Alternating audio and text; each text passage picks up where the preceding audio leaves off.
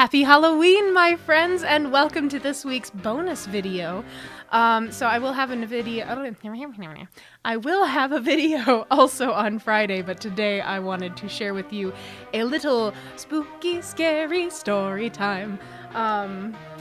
Because my friend Mark Nixon gave me permission to share one of the stories from this anthology from Shadows at the Door.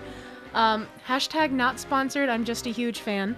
So Shadows at the Door is a blog that has scary stories on it. So if you're looking for scary stories that are more supernaturally motivated, that are kind of that creeping dread of terror with ghosts and specters and things like that, then you're going to love Shadows at the Door, the anthology, as well as the blog. So I wanted to share a little story with you in honor of it finally being Halloween.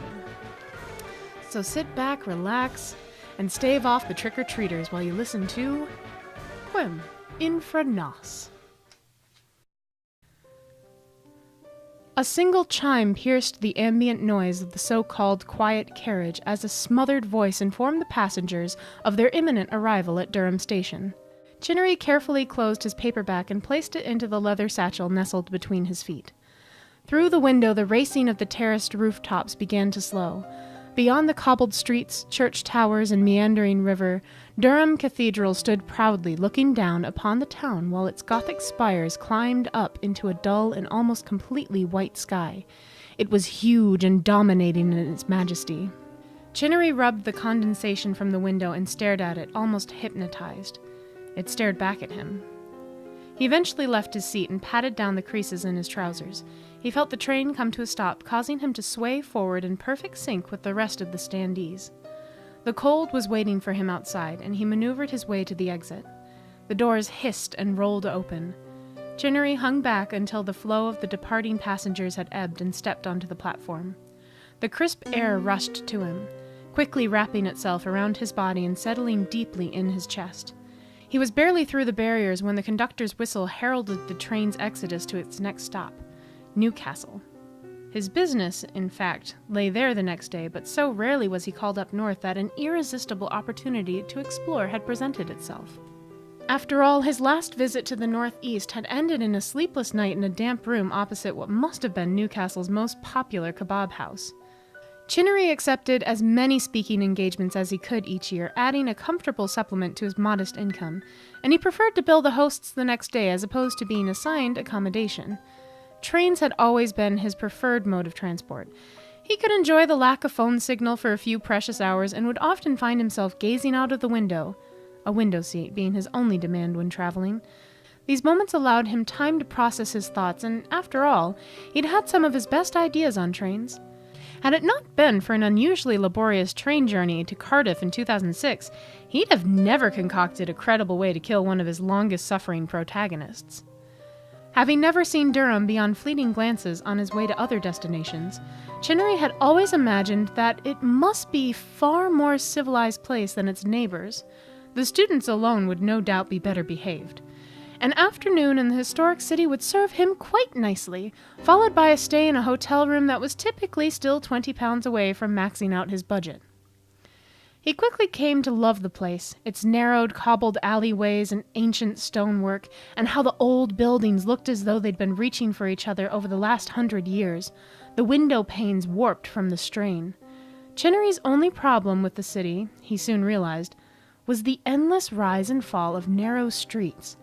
Rarely did it offer level ground, and he was forever either half jogging against gravity down a steep hill or trudging his way up another, and it was a shame to admit that he was out of breath before the viaduct was even out of sight.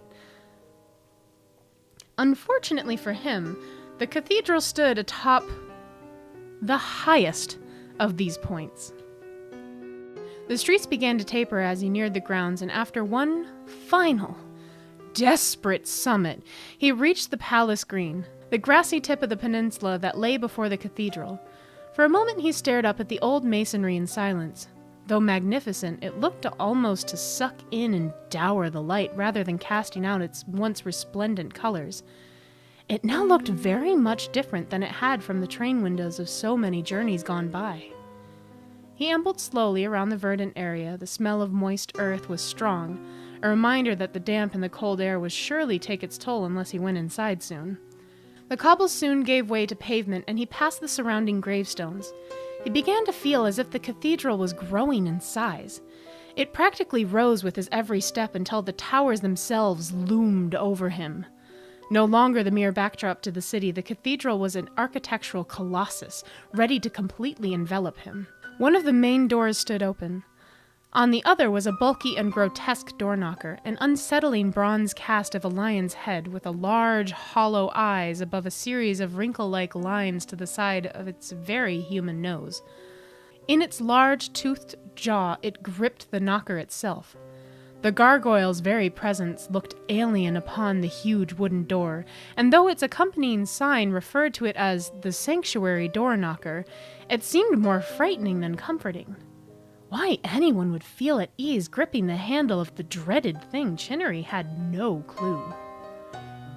He had expected a sense of grandeur inside the cathedral, but the vastness of the interior was something quite else. The nave was dominated by huge carved pillars of stone, which decorated in intricate geometric patterns that spiraled upwards until they turned and met the ceiling, where they spilled over into a sea of crosses. Gazing up at them was enough to induce a state of vertigo upon the visiting author, and he steadied himself as he began to sway backwards just to take them all in. The windows above the pillars were encased in stone arches, their stained glass panes echoing a dim glow but no efficient light. Instead, the majority of the light was provided by spotlights. The cathedral's acoustics betrayed its seemingly empty interior as the hushed murmurs of 40 or so voices rolled over the stone, collecting in a strident hum. Walking softly down the main aisle, Chinnery tried his best not to disturb the few visitors who knelt in prayer. Even the most lax of Christians must feel compelled to drop to their knees in such a place, he thought. He stepped into the choir area where the stalls and pews were of a much darker wood, and decorated with Gothic spires and spikes. Chinnery had always had an eye for Gothic design and would have studied them further were he not suddenly enticed by the decadently embellished tomb beyond them. Atop the tomb lay the stone likeness of a deceased inhabitant. A crown on his head, he appeared regal and dignified despite having lost his nose to the passage of time or careless hands. The tomb's sides were decorated in a dazzling array of gold, blue, red, and gray hues, dutifully repainted as time went on. As he examined the variety of coats of arms, Chinnery noticed that they too had fallen victim to a spot of vandalism. Scratched under one of the shields was a series of letters, the edges of which had eroded over hundreds of years. The fact that they appeared to be in Latin only cemented his assumptions. Quem Infra Nos et ne obliviscere. His historical novels often called for Latin, and as such, after a moment, he was able to fumble a translation. Forget not who is below us. Though he spent a few good hours wandering through the cloisters and chapels of the cathedral, he could find nothing quite so mysterious as the words etched into the tomb. The cathedral had many tales to tell, several of them of particular interest, but nothing as unusual or ambiguous as the scratched message. Refusing to leave without satisfying his curiosity, Chinnery returned to the choir, and for his troubles he was greeted by the sight of one of the cathedral's many vergers. From first glance, it was clear that the verger was living out his retirement. He rested his somewhat bulky frame on a black cane which caught a great deal of glare on its finely varnished wood. The silver-haired man smiled slightly at Chinnery's approach, turning to greet him. He was eager to answer questions, specifically those about the scratched Latin. So, you're interested in the story of Canon Nicholas Verne? It was more a statement than a question. Chinnery opened his mouth to say he wasn't, but sensed his question was about to be answered, albeit the long way. You've got a good eye. Most people assume it's just graffiti. Although, I suppose, in its own way, he eyed Chinnery appraisingly. So you read Latin?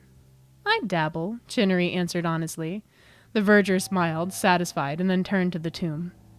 Quem infra nos et ne obliviscere. or forget not who is below us. I admit it interested me for some time. Any mention of a third party often refers to God in places of worship, and you'll notice that the inscriber opted for the masculine quem, but no one would speak of the Lord in such disregard. Tell me, what are your initial thoughts? I'm really not sure. I can't imagine it refers to the devil or something like that. No, the verger interrupted. Not the devil. Chinnery looked to him for further comment before realizing he would have to prise the answer out of the old man. Then what? The verger's eyes fixed on Chinnery, his irises milky yet intense. It's not as well known a fact that it's hard to explain without backing it up, because otherwise you wouldn't believe me. Do you mind if I show you something? Chinnery supposed every volunteer here had a secret theory or two about the place, and he decided to entertain the idea. By all means. The verger left and was gone for some minutes. In the absence of conversation, the area was unusually still, save for the rattle of the air Chinnery could feel somewhere behind him. It seemed the heating system could only prevent so much of the drop. While he waited, he discreetly took a few photographs of the area on his phone. If this whole exercise unearthed something of interest, then it could very well use some details in his next novel. While he'd enjoyed moderate success for about 10 years now, he was beginning to feel as if he'd mined most of his ideas. These days, his stories required a great deal more inspiration. He scrawled a few notes into his ever-present notepad before returning it to his satchel, and by the time he was done, he could see the verger stepping through the choir with a couple of notebooks in hand. Chinnery was guided down into the main aisle, and there they took a seat on one of the pews. The verger set the notebooks between them, but did not offer any immediate explanation. He sat down with his back to a pillar, making sure that he was not within earshot of anyone else before beginning. The theater of all the secrecy was beginning to amuse the author, but he said nothing for fear of causing offense. So, he began, the biggest clue is what lies directly in front of the message itself. It took me some time to figure it out, actually. The spotlights above revealed the true extent of the dark circles around his eyes. Chinnery nodded. Did you spot the large rug in front of the tomb? The verger let the words hang, awaiting a reply. I did. Under it rests one of our less popular bishops, Louis de Beaumont. I wouldn't get too much into him, but he's really only appointed thanks to a great deal of nepotism. He was pretty useless by all accounts, as anyone here would tell you, but that's no secret. What is a... He stopped and lowered his voice, leaning forward. What is a secret is that they found a more suitable purpose for the tomb in time. That is to say, our friend Louis is not alone down there. Chinnery raised his eyebrows. Forget not who is below us? It's literal? A grave marker? Precisely. So why all the secrecy, then? The verger leaned back. Why else? Scandals, secrets, and hushed things, he sighed. So what do you know about the rites of sanctuary? Well, Chinnery began, a little frustrated to have another question answered with a question. I read earlier that the door knocker was used by local criminals to claim sanctuary for 30 days or so, or something along those lines. More or less, the verger replied.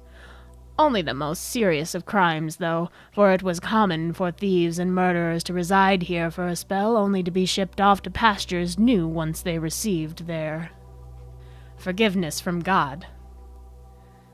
So this has something to do with one of those criminals? Not quite. The verger looked down the aisle. Chinnery was unsure whether he was focused on the choir or if he was simply staring into empty space. It took me so long to find out who was else buried there. You know, he said, and then began trailing off. When he spoke again, he seemed to be speaking to himself. The priests wanted nothing to do with it, but I found out. Who is it? Funny thing is, it's nobody special. Who? The verger shifted his attention back to Chinnery, and he gestured to the notebooks. I'll let him introduce himself. He offered the notebooks to Chinnery. All somber notes had left his voice. I'd love to get your thoughts on this whole thing. It's a relief to talk to someone about it, really. A relief? Chinnery asked, incredulous. The verger rubbed a hand over his chin. Well, as I said, it's no other person here wanted to hear about it. You're the first to share any interest since I found out myself. Please, have a look at them and tell me what you think tomorrow night. I might have something special to show you then. He almost declined. After all, he could have easily have said his interest didn't go that far, but they both would have known that was a lie. Besides, despite what the verger had tried to hide, the man seemed relieved to share his research, as though he was unburdening himself. So Chinnery took the notebooks with a smile and promised to return the following evening. There was a subtle change in the air. It was just as cold as the day before, but now there lay glints of ice patterned throughout the streets. The dull glow of the sun had passed the main tower of the cathedral and now touched those on the western side. Their shadows crawled along the ground as Chinnery walked away. He would be glad to enjoy a cup of tea inside the presumably well-heated bed and breakfast. His room was snug and welcoming, boasting a view of the river and the cathedral itself. There was no carpet, but instead laminated flooring, which seemed to slope as Chinnery walked across it, his footsteps no doubt disturbing anyone below. Although he had intended to shower and venture out for a good meal, he was surprised at the sheer relief that washed over his tired body as he settled onto the mattress. He contemplated switching on the television, but instead reached for his satchel and removed the notebooks that Verger had been so keen for him to borrow. He opened the first and looked at the flyleaf on which was written in scraggly handwriting. I fear these words have now become confession. Let it be said that I tried to perform my earthly duties, and I have failed. Now it is up to him to decide my ultimate fate. The text was dated 1539, the words rough translation underlined above the page heavily, and indeed a great deal of the pages before it. Clearly the verger had intended to share these notes one day, as the odd note of explanation was dotted throughout. As Chinnery scanned back through the transcripts, he saw a frequent crossing out of words as translations were corrected. It became quickly apparent that the majority of the texts were a translation of the writings of one Canon Nicholas Verne. For a good many years leading up to the final entry, it appeared that Verne had served the cathedral with a passion that bordered on fanaticism. Initially, even for an avid reader such as himself, he found reading the canon's worships downright tiresome, with the notable exception of a considerable amount of space in his journals filled with disparaging musings on the others in the cathedral and their true commitment. But even these lost their entertainment value after a while. Just as Chinnery was about to declare the entire venture a waste of time, events came into play near the journal's end that changed its nature completely. It seemed that the Reformation of the 16th century reached Durham. Verne became preoccupied and obsessed even with keeping St. Cuthbert's treasures within the cathedral. It is very weak, perhaps wicked, to write such things, yet I cannot stand by and let this desecration pass. Though I scarcely have the courage, I must remove what Cromwell seeks before they are within his grasp. I will need help, and yet I cannot turn to my brothers. Some days later, a new entry revealed the extent of his desperation. It is an unclean business, perhaps. That is why my efforts have been met with such misfortune. The day before yesterday, I met with a local man of disrepute, and I must admit speaking to him unsettled me greatly. Yet he did speak of his reverence for the cathedral and his distaste of the king. Now I realize he was merely attempting to sound sweet to my ears, but an agreement was made, one which may have sealed my fate. He was to arrive yesterday, seeking the right of sanctuary, and assist in taking St. Cuthbert's treasures out of the ground for safekeeping, minus his fee, of course. And indeed he did arrive yesterday, yet we were aware of his approach before he even got to the knocker. Oh, how he walked jauntily to the doors! A whistle upon his lips and a smile across his wretched face, the blood still wet upon his hands. We spoke of mere theft, not of taking a life. The peace about him chills my bones still. There is never dismay upon his face, nor remorse, and now the damned man is but in the neighboring room, calmly eating while wearing St. Cuthbert's cross. This is not what I had planned, not what was meant to be.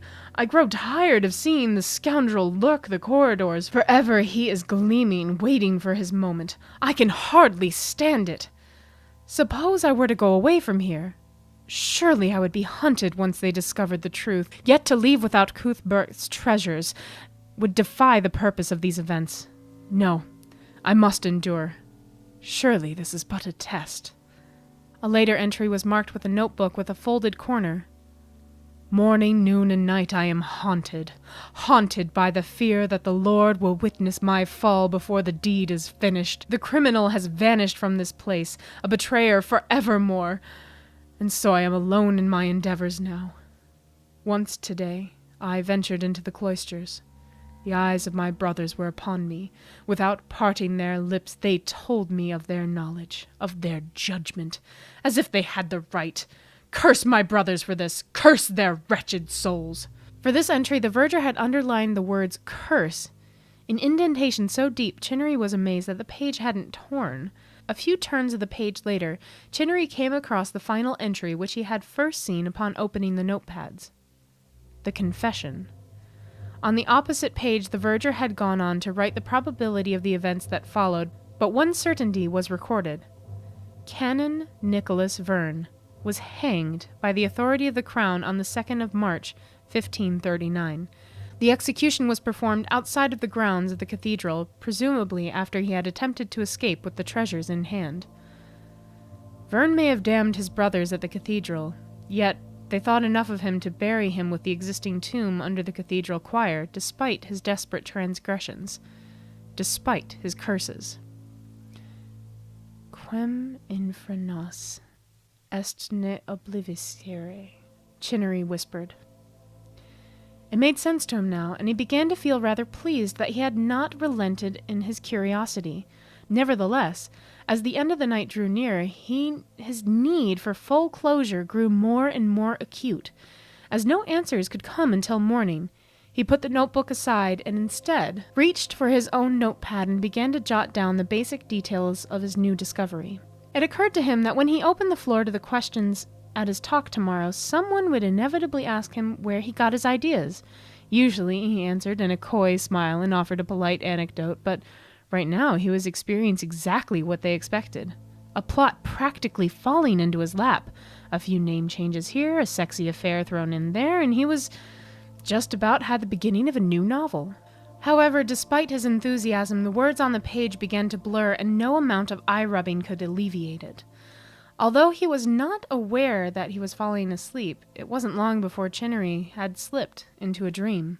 It took some time for the image of the cathedral to form in his subconscious, but it was the Gothic spires that appeared first, rising from the ground and into a blood-red sky. He was outside, staring up at it as he had before, but this time was different. He looked at his hands. They, like the rest of the world around him, were tinged with a dark scarlet hue. It were as if someone had wrapped the sun in red cloth. "Heave!" cried a voice behind, causing him to spin around. Two men pulled on a rope draped tightly over a huge tree branch. The other end was a noose tied around the neck of a man draped in robes that did not belong to this time. Verne. He let out a sharp, surprised choke as he was lifted higher from the ground.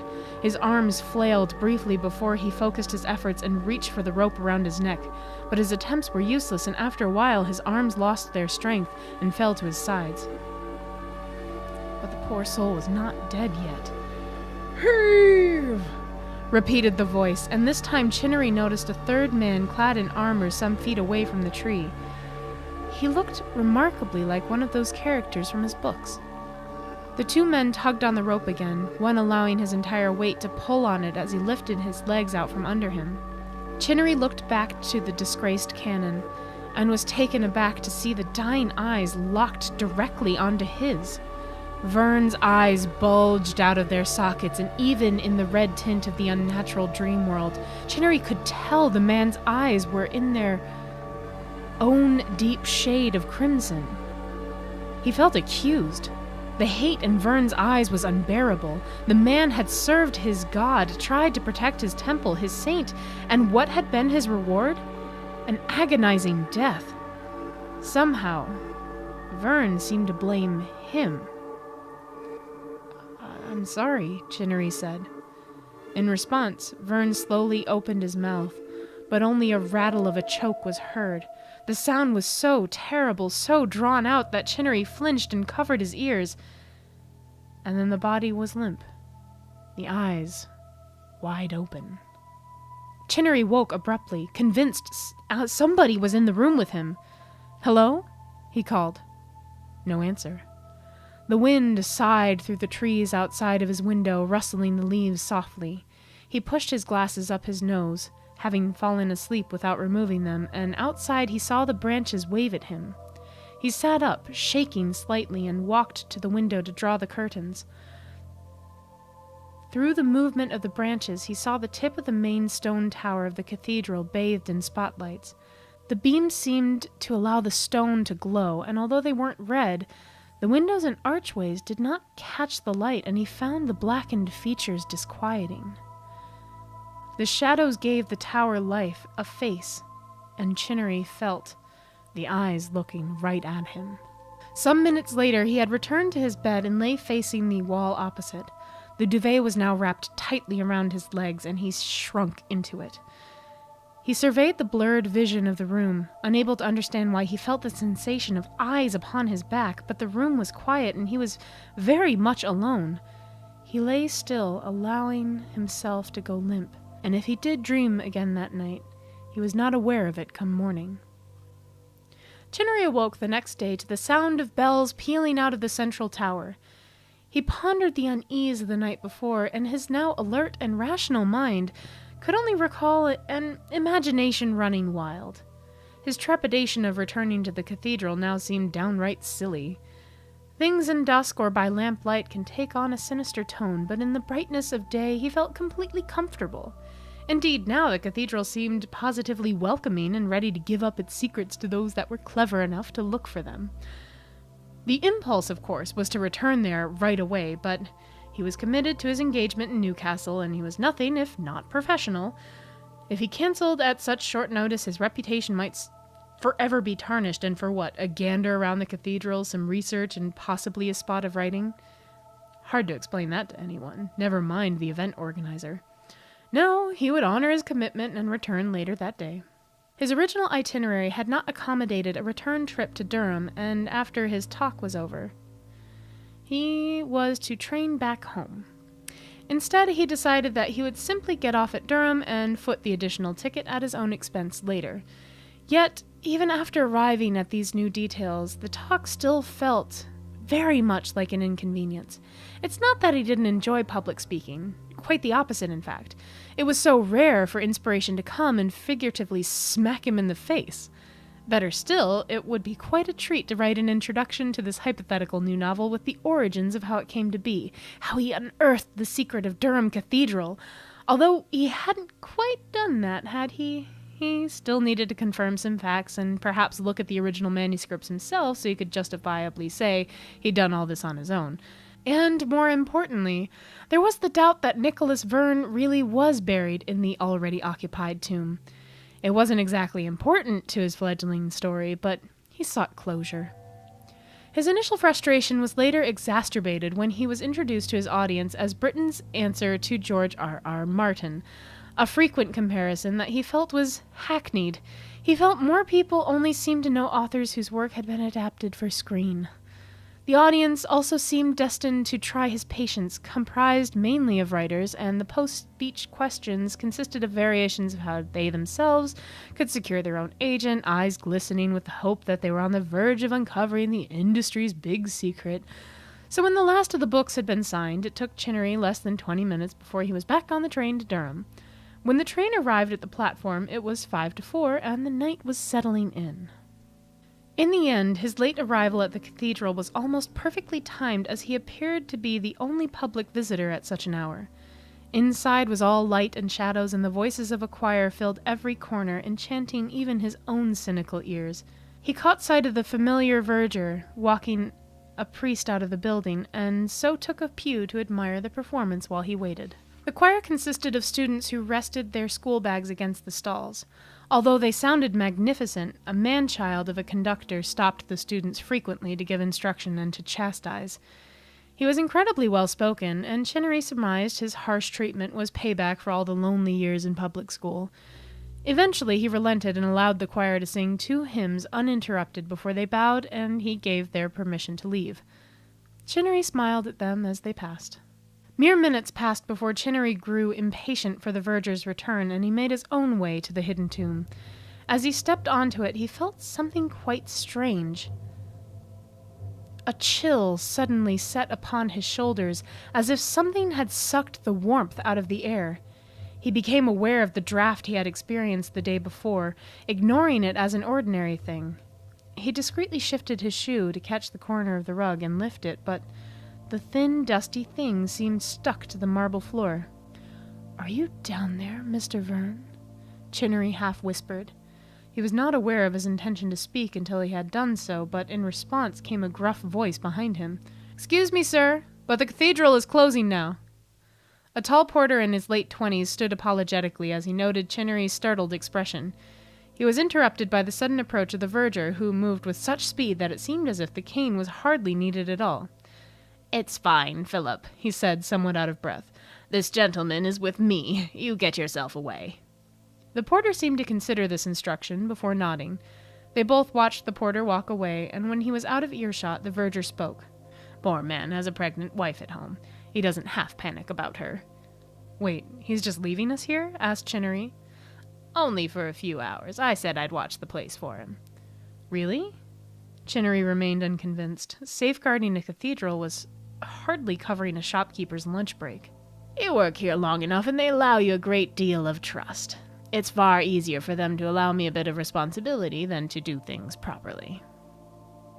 The closing cathedral doors echoed through the stone walls, followed by the rattling of keys on the other side. The prospect of being effectively locked in had not occurred to Chinnery. He'd assumed the place would have stayed open until much later, although he had planned to spend a couple of extra hours if he'd gained access to the manuscripts. He felt it was a little restrictive to know he had to stay there until the porter returned.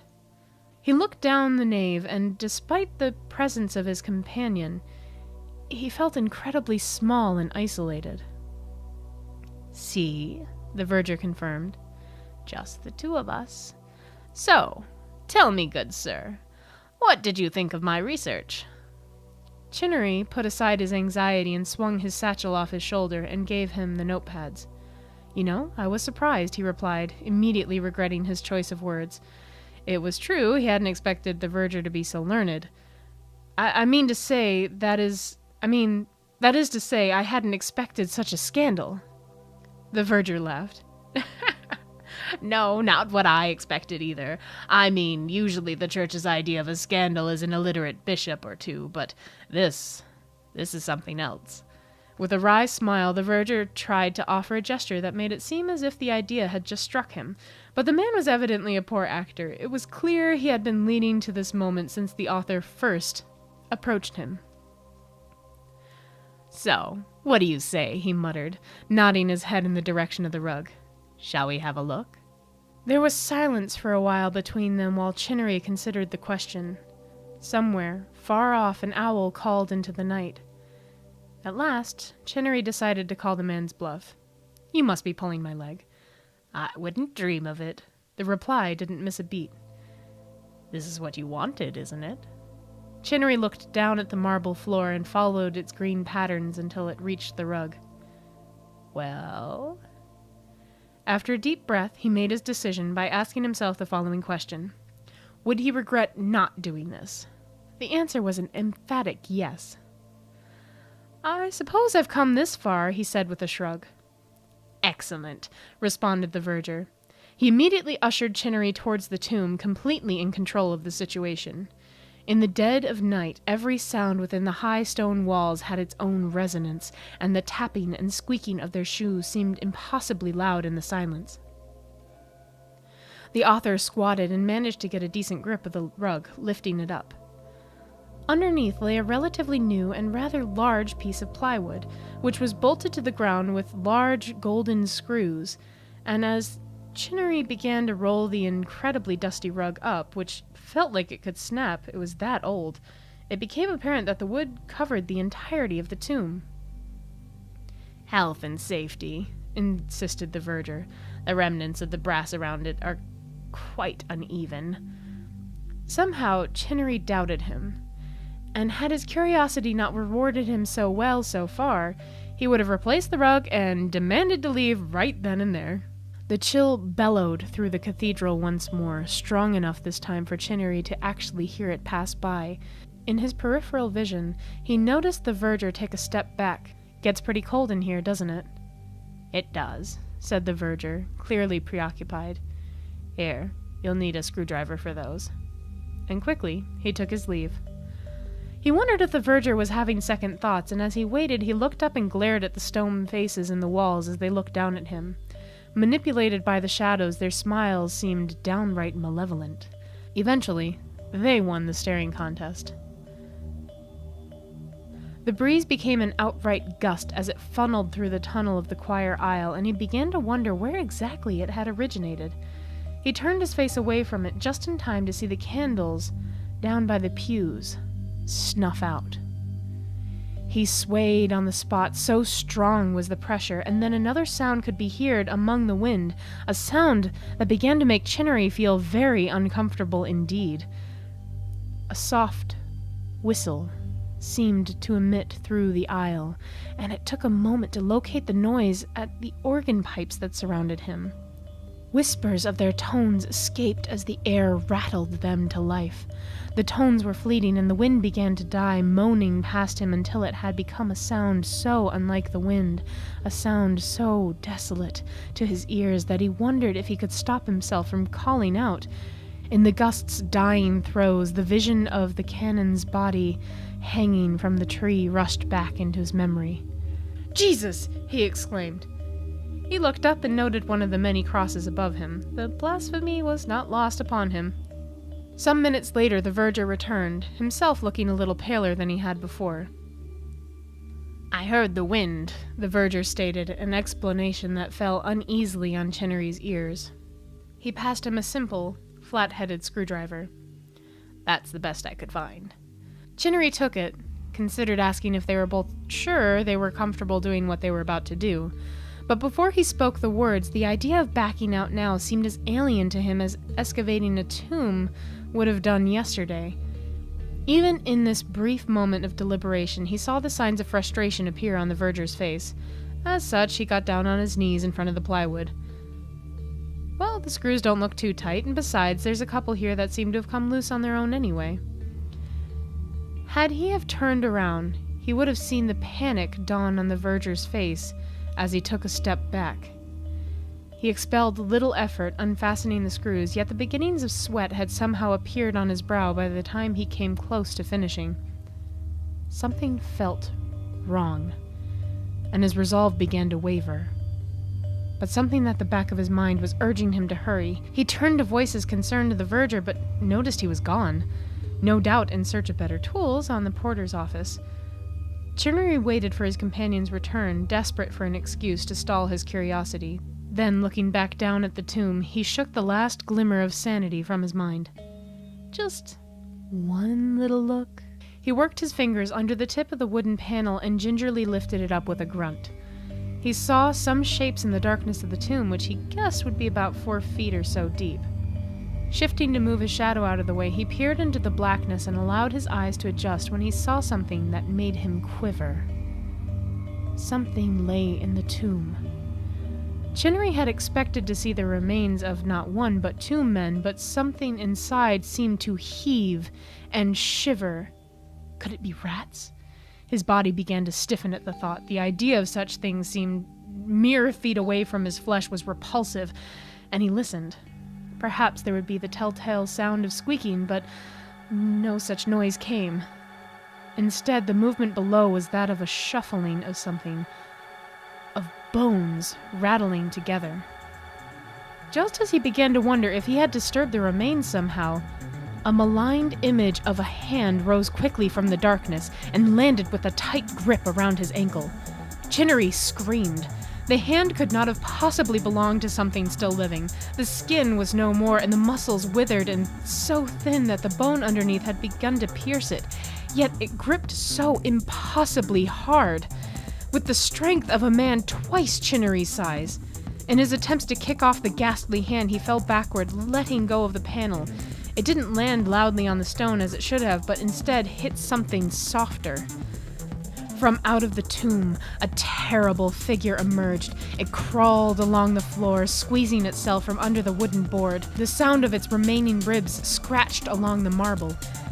There was no face where its face should have been, but instead the flesh had rotted away, leaving only dusty remains of muscle and veins dangling in patches across the bone. And where there should have been eyes, only dark, empty sockets. It reached once more for the author's ankle and missed as Chinnery was somehow able to shuffle away. In response, it opened its jaw, ripping the last tendons of flesh apart, and let out a hideous rattle that was all too familiar to Chinnery now. With it, the breeze began again, carrying forward the most horrible smell of rotted flesh that forced itself into Chinnery's nostrils. The remains lunged forward, successfully grabbing his leg. Its steel grip did not relinquish, and it reached with its other fleshless arm, clamping onto him. Dead hands gripped and cut through his trousers, deep into his flesh. And then it began to pull him into the tomb. Chinnery opened his mouth to call to the verger, but through his shaking lips only stammered a muddled cry of help came out. His sweaty hands could find no purchase as they slipped across the marble floor. Now, his legs were inside the tomb, and with a final, ferocious pull, he was dragged in completely. He landed heavily on something sharp and wet, and in the last moments of light, through an extremity of terror that he didn't realize was possible for any man to endure, he saw masses of bones all around him. There were not 2 men buried in there, but scores. The wooden panel landed with a bang as Chinnery sank heavily into the sea of bones. His screams, muffled to the outside, would become silent once the rug was pulled back over, and would go unnoticed by the passing families the next day until the cries extinguished completely. Far off, in the cloisters of the cathedral, the verger sat on a stone bench and made the sign of the cross over his chest. He exhaled loudly, watching his breath evaporate into the air. How many more, he wondered, before it would finally leave him alone. The end. Okay, let's have slightly less spooky lighting for the actual outro of this. I can't be spooky without my hood up. Thank you guys so much for watching, and I hope you enjoyed this story time. Thank you specifically to Mark Nixon for letting me share this story with you and read a story to you guys. If you guys are interested in reading all of these spooky, scary stories that are in Shadows at the Door, the anthology, I will have the link right in the description below so you can go find it on Amazon. And if you use that link, not only do you feed the authors, you help feed me, because Amazon will share a tiny bit of the sale without actually charging you anything extra. It's just kind of a bonus. They're like, oh, hey, she sent you here. That's cool. Here you go, Jeanette. And I'm like, yay, I can buy food. So buy a book, feed an artist, feed some authors. It'll be good. And happy Halloween, my friends. If you guys enjoyed this story time, please let me know. I would like to do more of these in the future, probably only once a month, because it takes a long time to edit these things. But I had a lot of fun. And once again, thank you, Mark Nixon, for sharing your story with us. And I hope you guys have a wonderful, wonderful Halloween, or just random time of the year where you felt like hearing a spooky story. See you guys next week. Actually, no, not even next week. This is a bonus video. I will see you on Friday. Bye, guys! Hang on. I'm going to adjust for more dramatic lighting. Yes, there we go. Anyway, still recording, right? Yes. Okay, good.